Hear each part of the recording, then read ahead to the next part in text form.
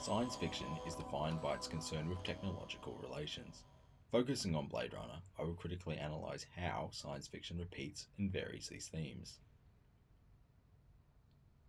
When Deckard first meets Rachel in Ridley Scott's 1982 science fiction classic Blade Runner, he is staring at a very realistic looking owl in Tyrell's office.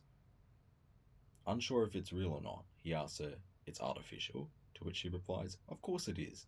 To which he remarks, "Must be expensive." To which she simply responds, Very. and through this superficially simple exchange, Scott establishes the primary concerns related to technological relations in this scene. The unaliving, dehumanizing of, and commodification of ostensibly living things through the systems of neoliberal capitalist logic, whereby everything can and should be commodified. Rachel, herself a Nexus 6 product, is an unaware replicant, so the dramatic irony of her being aware of the owl's artificiality, but not her own artificiality, adds context to Deckard's later question to Tyrell, after Rachel has failed the Void Conf test and outed herself as a replicant. She doesn't know. She's beginning to suspect, I think. Suspect? How can it not know what it is? But how could Rachel know what she is? If Deckard, whose literal job is to identify replicants, seemingly can't, as can be seen in his shift from the gendered pronoun to a dehumanizing neutral when referring to Rachel once he has identified her artificiality. And in doing this, Scott raises interesting allegorical concerns about real-world dehumanization in 1980s corporate America through the science fiction filter of human-replicant technological relations.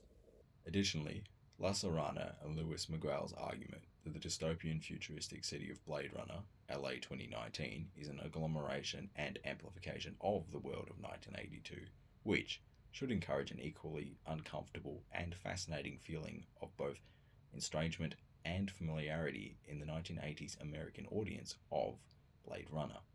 This should also encourage us to look at the film through an allegorical perspective.